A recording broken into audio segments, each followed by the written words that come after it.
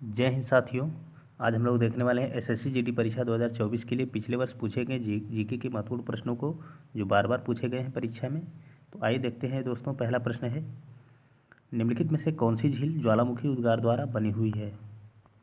लोकटक झील, फुलहर झील, लोनार झील, पेरियार झील। तो इसका आंसर होगा दोस्तों ऑप्शन नंबर सी, लोनार झील। और लोनार झील किस राज्य में स्थित है? तो महाराष्ट्र में। और लोकटक झील मणिपुर में, फुलहर झील उत्तर प्रदेश में, पेरियार झील केरल में।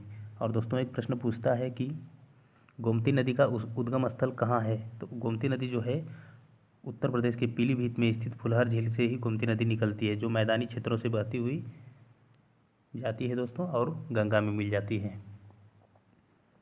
दोस्तों अगला प्रश्न देखते हैं,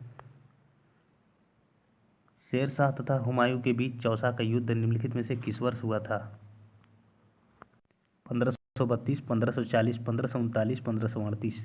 तो इसका आंसर होगा ऑप्शन नंबर सी, 1539 में। और इसमें शेरशाह ने विजय प्राप्त की थी। अगला प्रश्न है, साहित्य का नोबेल पुरस्कार पाने वाले प्रथम भारतीय व्यक्ति कौन थे?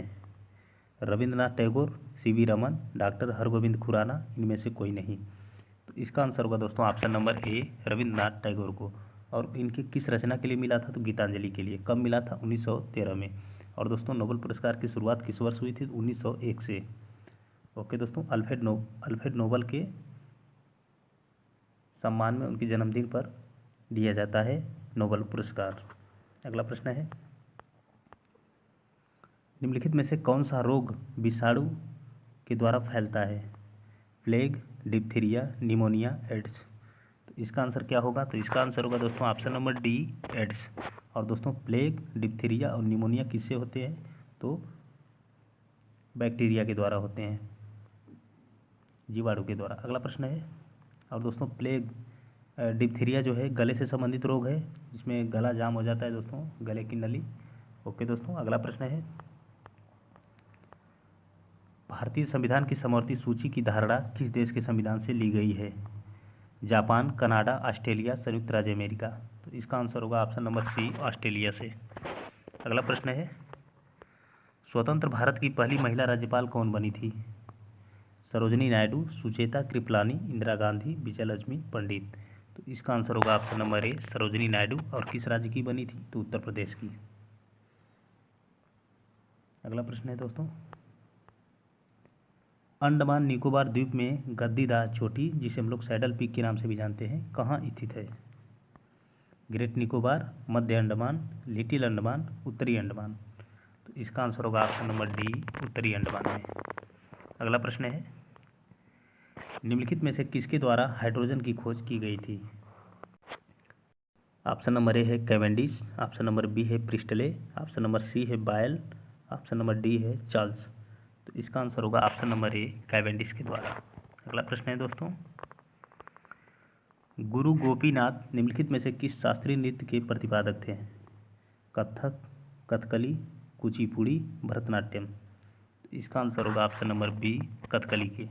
और दोस्तों कथक किस राज्य से संबंधित है? तो यूपी से। और कथकली केरल से, कुचिपुड़ी आंध्र प्रदेश, भरतनाट्यम तमिलनाडु से। अगला प्रश्न है, अंकोर वाट मंदिर कहाँ स्थित है? थाईलैंड, मलेशिया, कंबोडिया या म्यांमार में। तो इसका आंसर क्या होगा? तो इसका आंसर होगा दोस्तों ऑप्शन नंबर सी, कंबोडिया में। और अंकोर वाट मंदिर किसे समर्पित है? तो भगवान विष्णु को। और इसे किसने बनवाया था? तो 12वीं शताब्दी में सूर्यवर्मन द्वितीय ने बनवाया था। अगला प्रश्न है दोस्तों, तबल चोंगली किस भारतीय राज्य का लोक नृत्य है? पश्चिम बंगाल, असम, आंध्र प्रदेश, महाराष्ट्र। इसका आंसर होगा ऑप्शन नंबर बी, असम का। अगला प्रश्न है, टेस्ट ऑफ माई लाइफ नामक पुस्तक के लेखक निम्नलिखित में से कौन है? टेस्ट ऑफ माई लाइफ नामक पुस्तक के लेखक कौन है?